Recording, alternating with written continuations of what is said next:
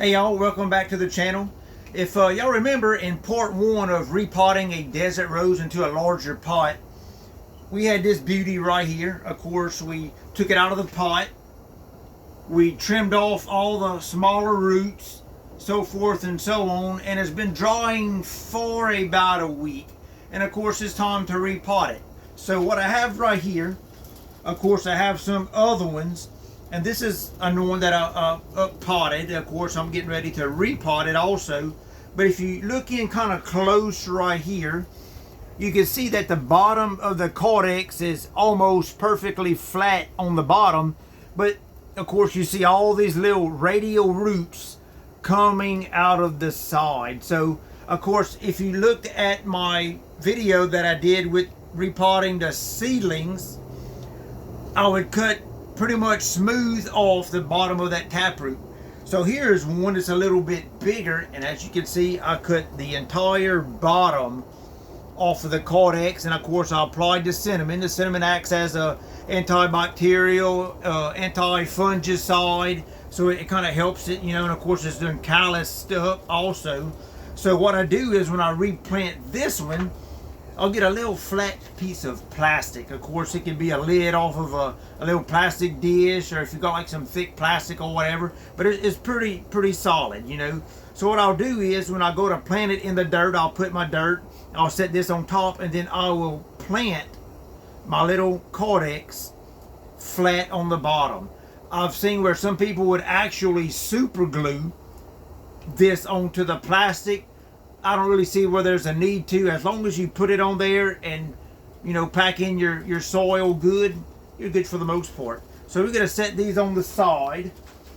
And of course, we're going to get started with this. So same as this, I got in and the bottom is flat. Of course, that went along with cutting off the bottom of the cortex.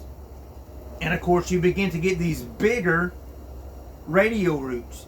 And of course, as I discussed in part 1 of the video, as it begins to dry, the roots get a little bit limber. So such as these roots crossed right here, when I replant it, I could uncross them. So I've been able to manipulate the roots a little bit how I want it. And also one thing that I'm going to do is to get these roots to spread out, I'm going to use a little trick. You could use multiple things. You could actually use like a baseball, a softball, any kind of rock that has a rounder kind of shape. For this one, I'm going to use a small flower pot. It's pretty rigid plastic, so it should hold up pretty good. But what I'm going to do is I'm going to take this little flower pot, and it fits in there just as sweet as could be. What this is going to do is cause these roots to spread out even more so. And of course, as in part 1, we talked a little bit briefly about picking a good pot. Of course, they have the shorter bonsai, which I shared with y'all, that only gives you a couple inches of future root growth.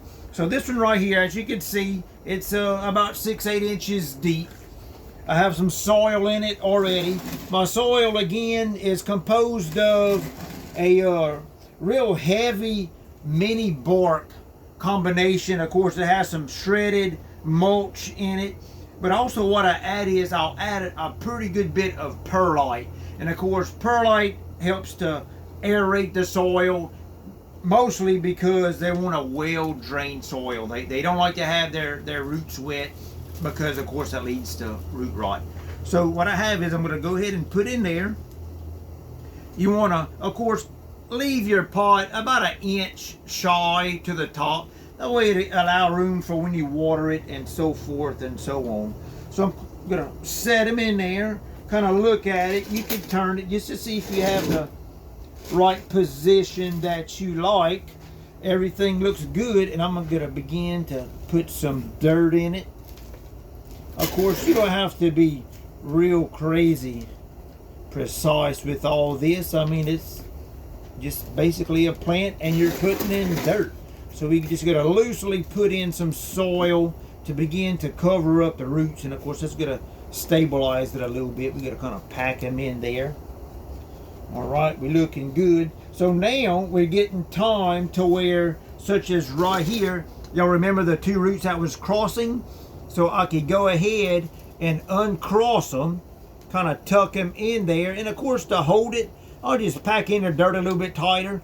Sometimes it helps if you get like a little stick, a toothpick, a little short piece of wire, and just kind of stick it in there. And of course, make sure you don't actually stick it in the Cordex, but just firmly in the dirt. So we actually looking pretty good.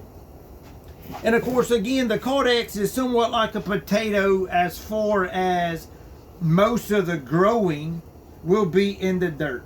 So of course, as you can see, this one right here, because it had some longer roots, I'm able to lift this up probably a good 2.5 inches. And of course, it's beginning to spread out already. It's looking nice.